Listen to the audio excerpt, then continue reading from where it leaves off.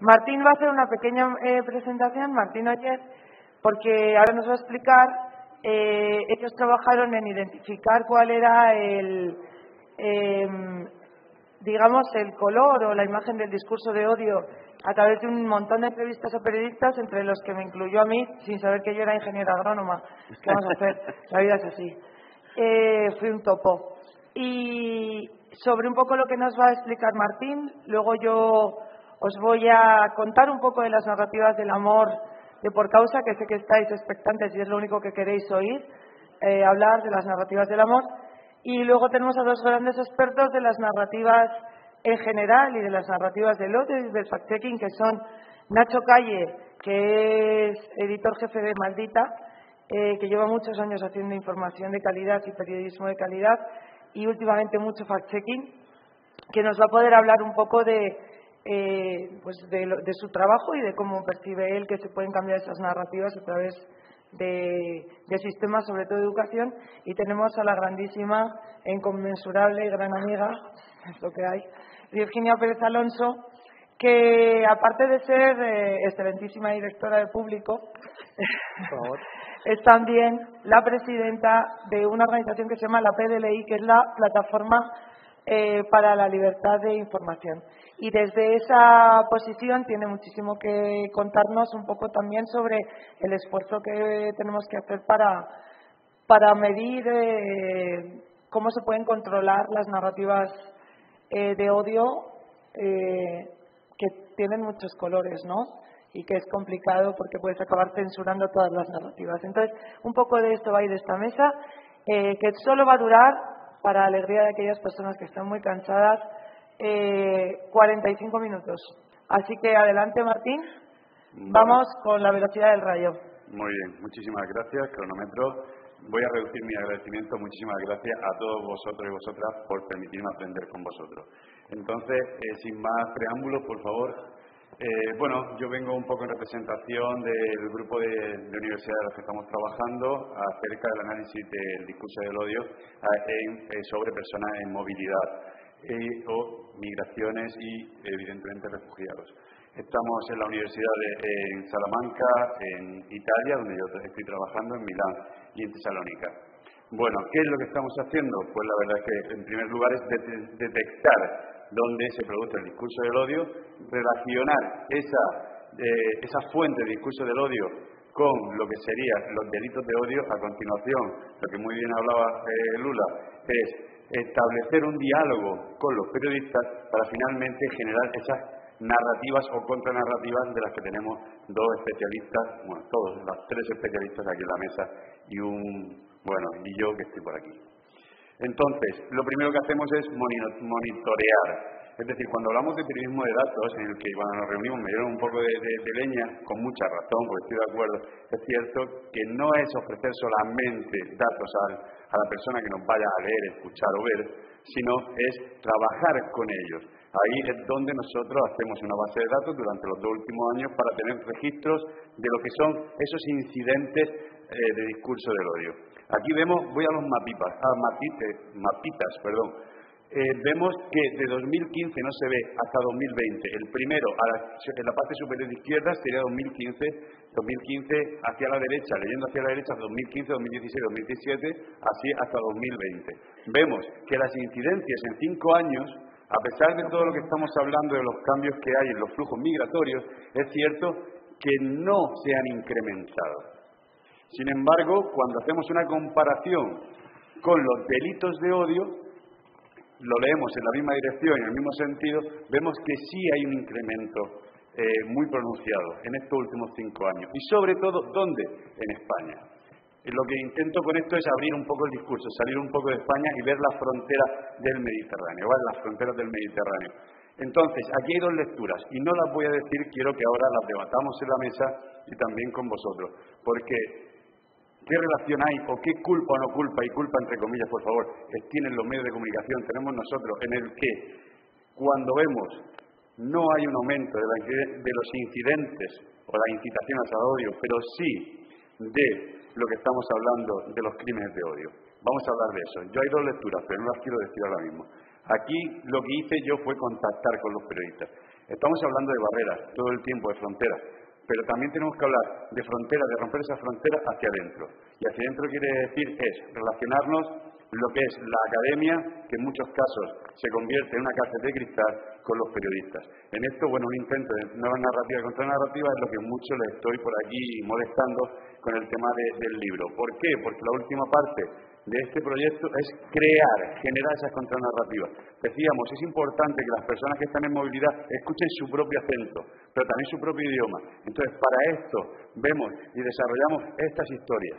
Y después de hacer un estudio y un análisis, vemos que, no sé de bien, lo leo, cuando hay una similitud demográfica entre el protagonista y el participante, el participante sería el actor y el protagonista es la persona que recibe esa información, vemos que se incrementan las actitudes positivas y se reduce la amenaza percibida y la ansiedad intergrupal.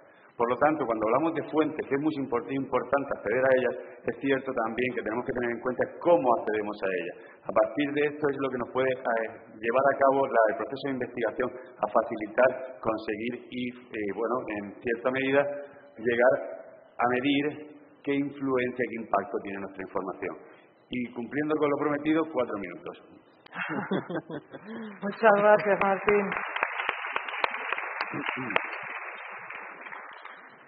Bueno, pues muy interesante lo que nos ha contado Martín. Yo os quería comentar una cosa, como se ha anunciado, y es que Por Causa lleva desde el año 2016 trabajando en lo que llamamos las narrativas alternativas, con esa especie de convicción de que el discurso del odio penetra en nuestro espacio de debate público a través de la provocación y se come ese espacio, nos crea ese marco y nos obliga a trabajar en ese marco, y estamos constantemente debatiendo en un marco que nos han preimpuesto, y hemos perdido nuestra capacidad de generar un marco propio, porque perdemos mucho tiempo en debatir en ese marco del discurso del odio. Entonces, lo que plantea Por Causa es: vamos a generar una narrativa alternativa y vamos a recuperar el espacio público que hemos perdido en estas conversaciones vagas, ¿no? Cuando sacamos las primeras líneas de lo que eran las nuevas narrativas, uno de los ejes principales, y sobre todo para lo que es la narrativa migratoria, es no hablar de personas que son diferentes de nosotras.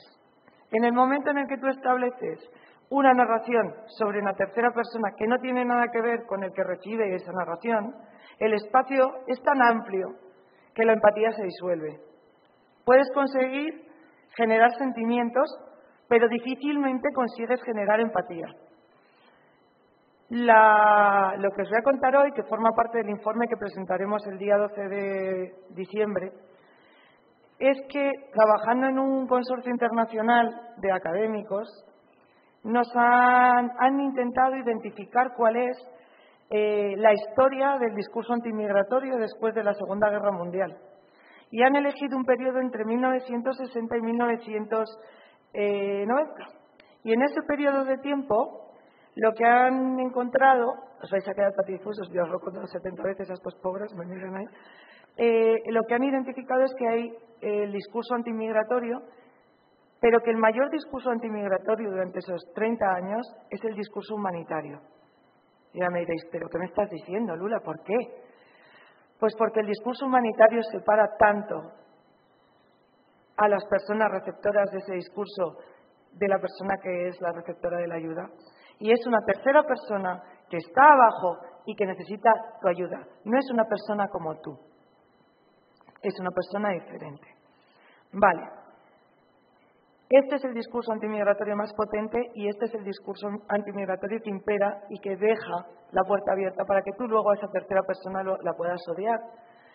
Y esos discursos antimigratorios del odio normalmente no van dirigidos a cerrar la migración, sino a conseguir otros fines, a provocar en un espacio donde tú lo que te metes es con gente que es más vulnerable. Dicho esto, mi pregunta para... Vamos a cambiar la mesa, vamos a improvisar un ratito. Mi pregunta para Nacho y Virginia es: ¿creéis que se puede romper la narrativa humanitaria sin desmoronar todo el discurso de las migraciones o de los derechos humanos? Y vamos a empezar por Virginia. porque vosotros tenéis una línea editorial en el periódico muy fuerte de derechos humanos, que está muy basada en ese discurso humanitario. ¿Se pueden contar los derechos humanos sin establecer una distancia desde el procomún en lugar de desde la solidaridad, que sería más asistencialista? Bueno, yo creo que es a lo que tendríamos que aspirar, o lo que algunos al menos intentamos, no sé si con mucho o poco éxito, ¿no? Mira, yo hace nada escribía un artículo precisamente sobre migraciones que se titulaba De mi norte a tu sur, y precisamente de lo que hablaba un poco era de eso, ¿no? O sea, de esa visión, ya no sé si es colonialista, ¿no? Pero yo creo que sí que tiene un componente colonialista muy fuerte, ¿no? De cómo nos vemos a nosotros mismos con respecto a los otros, ¿no? O sea, y los otros sean quienes sean, ¿no? Que pueden ser todos los demás. O sea, no es fácil, o sea, pero claro, tú hablas del discurso humanitario y yo según te estaba oyendo estaba pensando, cuando hablamos de discurso humanitario, ¿hablamos del discurso desde la perspectiva de derechos humanos o de un discurso desde la perspectiva de la ONG? Porque claro, o sea, creo que el discurso de las ONGs históricamente ha terminado construyendo una parte muy importante de este discurso humanitario, digamos, pero obviamente detrás del discurso de la ONG hay un interés económico también, o sea, que es captar socios, digamos, o financiación para la propia ONG. ¿Cómo vas a captar financiación para una ONG si no te colocas en la posición de que tú eres quien puede ayudar a esos otros pobrecitos a los que hay que ayudar, ¿no? Entonces creo que ahí se mezclan un montón de cosas en las que termina siendo muy difícil disociar el discurso de derechos humanos de un discurso que es humanitario también, pero que también tiene una intencionalidad económica, digamos, clara, ¿no? Y creo que a lo largo de los años se ha ido entremezclando todo esto y ahora resulta muy complicado hacer esa disociación y colocarse en una posición de igualdad con respecto a quien sea, da lo mismo, ¿vale? O sea, porque simplemente es que no nos sentimos iguales. O sea, entonces, aunque desde el periodismo intentemos hacer ese ejercicio, yo creo que no lo conseguimos, desde luego. O sea, los poquitos que podemos plantearnos siquiera realizarlo, ¿sabes? O sea, porque creo que la inmensa mayor parte de los medios nadie se está planteando cambiar ese discurso siquiera, ¿no? De hecho, o sea, yo, si me permitís que me extienda un segundo, ¿no? Le comentaba ahora a David cuando habéis acabado la mesa, ¿no? Le decía, estoy en desacuerdo con todo. Y me decía, ¿con todo? Digo, no, con todo no. Pero sí con esa, bueno, conclusión más o menos que queda volando de que todos los medios, o sea, que hay una homogeneidad en los medios de comunicación y de que todo es monolítico, ¿no? O sea, que hay un discurso monolítico con respecto a la inmigración. Bueno, pues yo francamente no estoy de acuerdo en absoluto, ¿no? O sea, creo que claro, cuando uno consume determinados medios, efectivamente el discurso que percibes es monolítico, pero claro, para eso también hay otros medios de comunicación que al final tienen un discurso mucho más basado en los derechos humanos, que no necesariamente significa que sea un discurso humanitario, ¿no? O sea, no sé si me explico, ¿no? Entonces, al final también esto es una cuestión de formar a las audiencias en un determinado tipo de información. O sea, si tú haces una información que lo que está sustentada en un sistema, digamos, capitalista, en el que tú estás continuamente hablando de las empresas del IBEX, de lo que cuenta uno, de lo que cuenta el otro, de lo que cuenta el de más allá, no pretenderás que tu audiencia sea una audiencia comprometida con los derechos humanos cuando una parte importante de esas empresas son las que convencen a determinadas fuerzas políticas de que la defensa de los derechos humanos es política y es de izquierdas. Es que en este país yo creo que estamos un poco ahora mismo en esa tesitura, ¿no? O sea, en que la defensa de los derechos humanos es algo de izquierdas. Hombre, y entonces, o sea, desde esa perspectiva, ¿cómo demonios esperas conseguir en los medios de comunicación un discurso que no sea así? Yo, según estaba ocurriendo en la mesa, a mí me ha llegado una alerta de un medio de comunicación, que no voy a decir qué medio es, o sea, pero el titular es Andorra invade España. Claro, o sea, es un poco lo que hablabais antes, ¿no? De esa emoción, del provocar esa emoción de forma constante, ¿no? Andorra invade España, y Andorra invade España significa, en realidad, que es que por lo visto el Principado quiere instalar placas solares en una franja que España considera suya. Yo ya ni he entrado a leer la información, ¿no? Pero claro, este es el tono, o sea, que estamos viendo continuamente en todos lados, ¿no? No sé si te he respondido. Sí, yo creo que sí, yo creo que has respondido y has entrado en el debate. Nacho, seguro que tienes una opinión al respecto, conociéndote. Yo siempre puedo opinar de todo, pero para eso soy periodista, es lo único que tenía la carrera, poder opinar de cualquier cosa sin saber de nada. Pero nada, una mesa tranquila, no estamos diciendo asunciones importantes, que esto no lo tuitee nadie, que nos... No, claro, por favor, que si no luego la gente nos apunta a la carrera, o sí.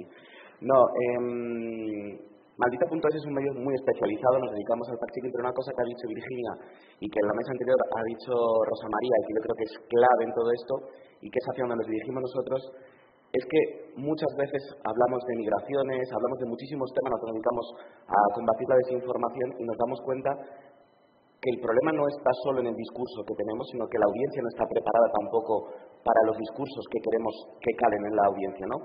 Falta alfabetización mediática y en los jóvenes, es decir, empezar a crear un caldo de cultivo en el que la gente sea permeable a intentar ver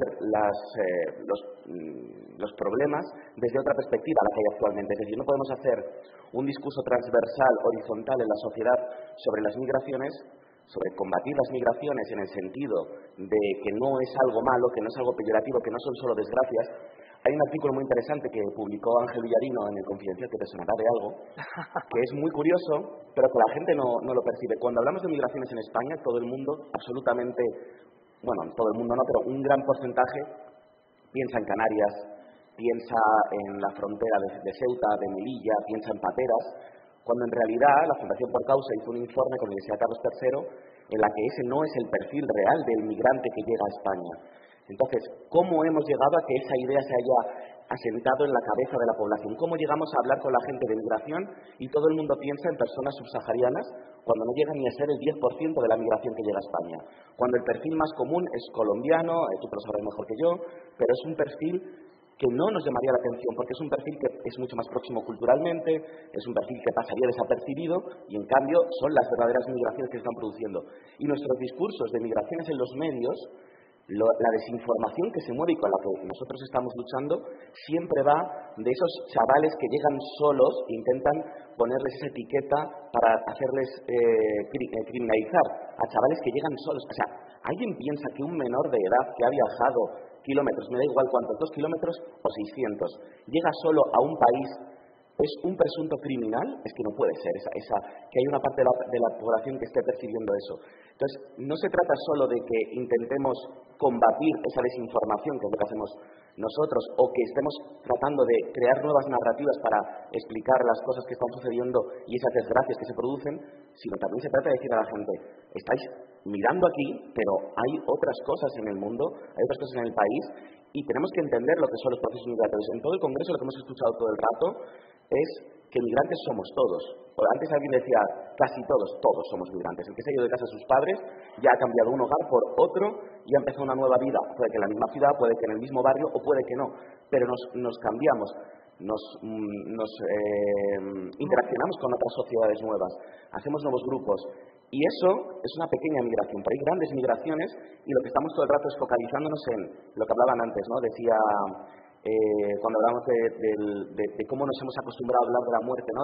Del coronavirus, hablamos de desgracias donde muere gente y nos focalizamos en eso porque es una desgracia y la agenda setting en los medios de comunicación sabemos que funciona, que es espectacular y que nos centramos en eso.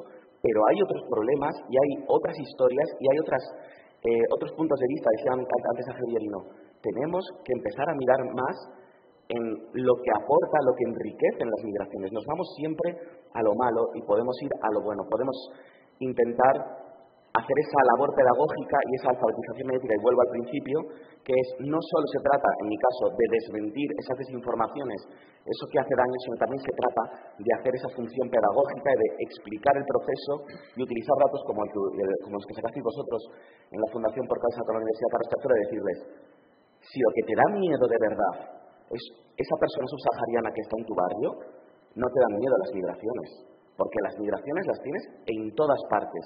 Entonces, el cambiar, ¿no? El intentar darle a la gente te están engañando, te están manipulando, no eres tú el que tiene miedo, te están inculcando ese miedo. Yo creo que la clave de todo no son solo las nuevas narrativas, sino también el intentar fomentar esa alfabetización mediática que decía antes Rosa María y que ha dicho Virginia también, de cómo cambiar también un poco eso de cómo las audiencias nos perciben también esas narrativas.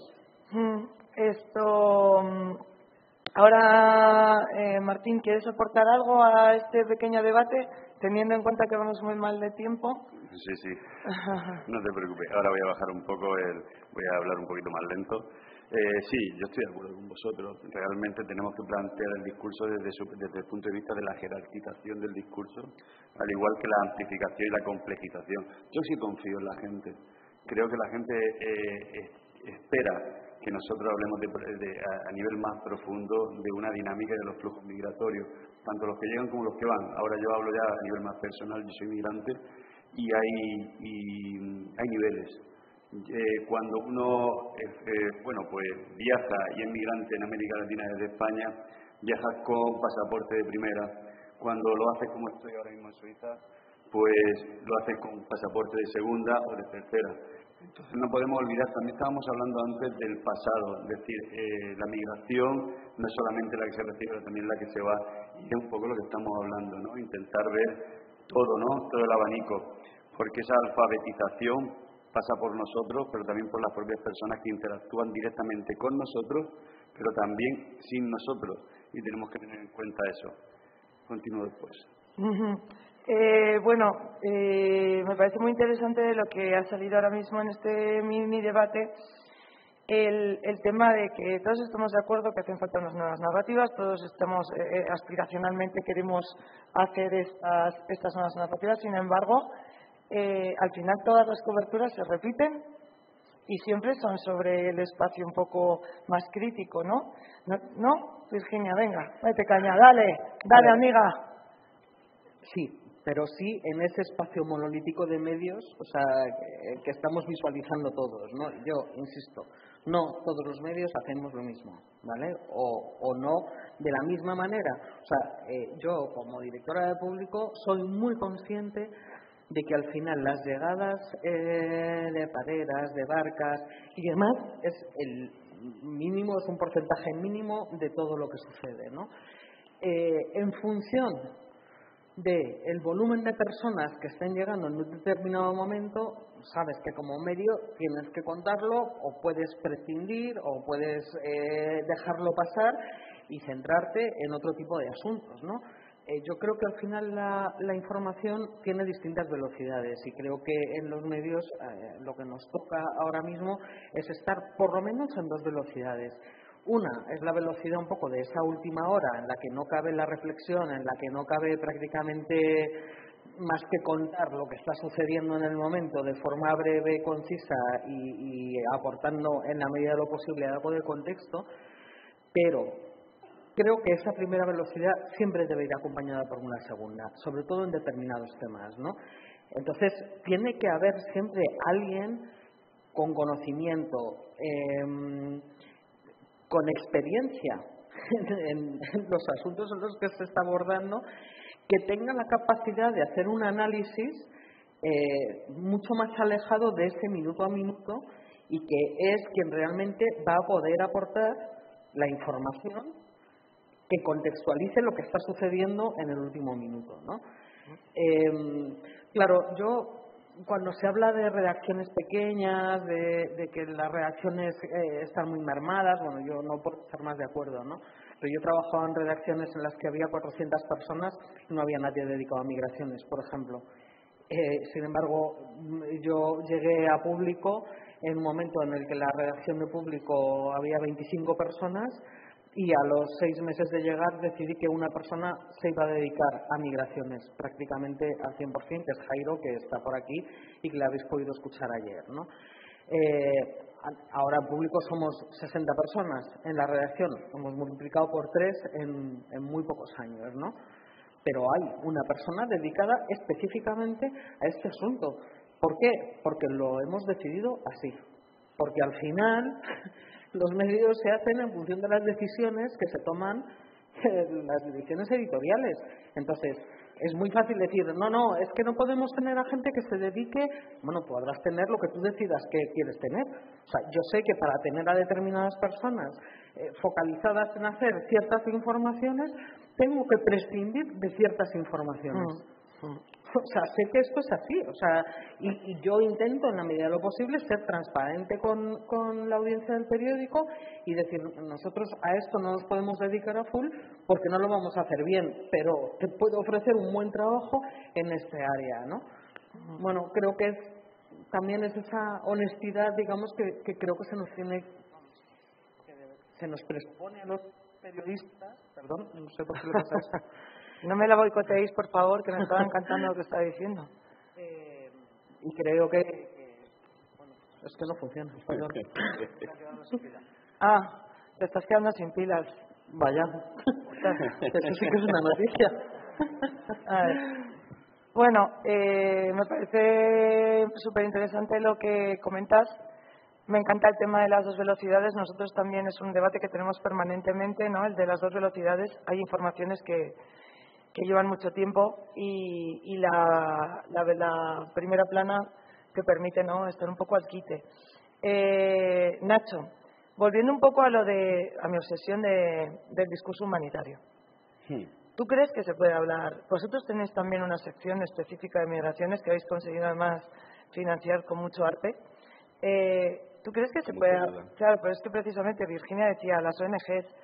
O sea, yo no creo que el discurso humanitario sea solo de las ONGs, creo que viene de la época del poscolonialismo en la época de la descolonización a partir de 1945, ¿no? Luego se ha ido trabajando, o sea, es un discurso y viene de nuestra tradición de la culpa judeocristiana, que la tenemos aquí como un aguilucho revoloteándonos. ¿Tú crees que se puede sacar este discurso tan cargado? O sea, ¿crees que se pueden vender contenidos, educar en contenidos, saliéndose de ahí? ¿Vosotros tenéis alguna...? O sea, por posible, claro que es. Lo que decía Virginia es que hay que apostar por ello.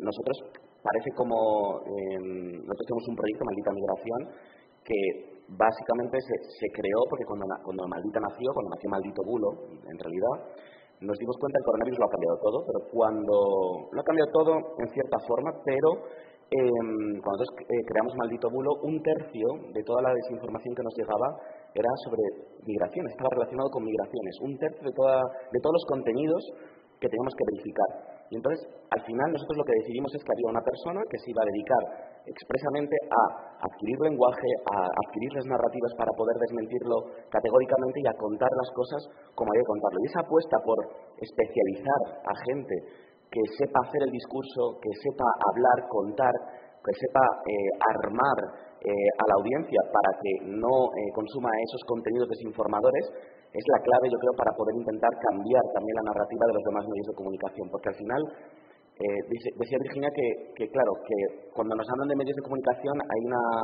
una losa monolítica, ¿no?, que nos hace ver un panorama mediático casi a todos por igual, cuando hay otros medios de comunicación que son más pequeños, que hacemos otro tipo de informaciones. Pero también es que la gente, cuando consume medios, va masivamente a esos medios grandes o va a ciertas cabeceras, y al final es ahí donde tiene que haber el cambio real a la hora de informar. Porque si seguimos titulando con espectacularización sobre la tragedia, si seguimos intentando conseguir clics a base de fomentar discurso racista, discurso excluyente, al final, por mucho que los demás estemos trabajando en una línea, esa línea va a imperar porque tiene mucho poder. Entonces, lo que hay que intentar es conseguir que todos los demás, todos los que creemos en ello, hagamos una apuesta real por crear ese discurso, por especializar a periodistas que se informen y que tengan fuentes y que tengan una forma de contar las cosas que vayan en esa línea. Yo creo que una gran parte de lo que dices tú es que en los 60 y los 90, ¿no?, contabas ese discurso humanitario, pero es que hemos estudiado con eso. Es que nos hemos criado con eso. Entonces, quitarte esa losa, yo prefiero losa que aguilucho, quitarse esa losa de encima. Sí, perdona, ha sido un poco hábil por mi parte. La simbología se me fue. Pero yo creo que quitarse eso No, de encima tengo es muy, muy complicado. Es dificilísimo. Entonces, hay que remar contra corriente, pero hay que remar con conocimiento, con expertise y con gente que de verdad crea en ello y que diga, se puede cambiar, y yo creo que esa es la clave, ¿no? Me preguntas tú, ¿se puede? Yo creo que lo que hay que hacer es apostar porque se pueda. Ay, qué interesante. Yo, si me permitís un segundo, añado un punto más. O sea, ya no solo como narras un fenómeno como el fenómeno migratorio, ¿no? Es que en torno a esto también se puede hacer periodismo de investigación.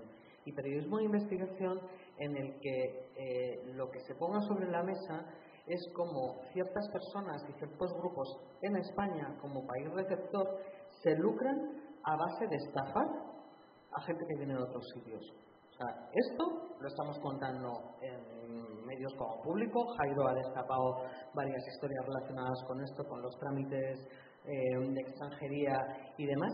Y estas informaciones se leen mucho. Claro, pero ojo a toda la construcción que hay detrás, ¿no? Porque al final lo que estás contando es eso, o sea, cómo los buenos de la película, en el discurso de odio predominante, son los que se están llenando las manos a base de timar a los malos, que son los que vienen a invadirnos, ¿no? O sea, tiene una lectura que al final, en un medio como el nuestro, la gente sí que lee estas informaciones. Bueno, pero esto es como lo de industria del control migratorio, que es uno de nuestros grandes ejes de trabajo, que llevamos años investigando la industria del control migratorio, que hay millones y millones de euros invertidas en poner vallas, en cerrar pasos, están todas las empresas del IBEX metidas. ¿Qué fue primero, la industria o el discurso del odio? ¿Dónde está el orden, ¿no?, de los factores? Pero vamos, que los dos factores están vinculados, ya a día de hoy lo tenemos clarísimo, que hay una causa-efecto, ¿no? Martín. Sí, bueno, en la línea que estaba diciendo Virginia, es cierto que en el ecosistema mediático pues intervienen otros discursos, ¿no? Hacía referencia al discurso oficialista, al corporativista y también asistencialista. Entonces, esto es esa generación de fricciones las que tenemos que manejar muy bien. Lo que me permitió hablar y mantener una relación con 90 y tantos periodistas en estos tres países, en toda la zona sur del Mediterráneo, fue saber eso, que más allá de un discurso monolítico, que estoy de acuerdo, que sí hay tendencias que debemos de conocer, porque eso es lo que nos va a unir, es decir, buscar el consenso y no el disenso. En ese sentido, vemos y he podido saber que hay un perfil común de estos periodistas, que son periodistas que se especializan en la migración, la movilidad humana. Y había una pregunta que quería hacerle a la mesa anterior, y la voy a decir ahora, no me voy a quedar con ella dentro, muy breve, y es el hecho de que estábamos hablando en la mesa anterior de los corresponsales. La experiencia que yo he tenido al contactar con bastantes periodistas es: ¿el corresponsal está en peligro de extinción? ¿Sí o no? Porque realmente cada vez la figura del freelance toma mayor relevancia en contraposición a la figura del corresponsal. Es una buena pregunta y te voy a reenviar al congreso de hace 2 años, donde tuvimos una charla sobre corresponsales y debatimos precisamente eso.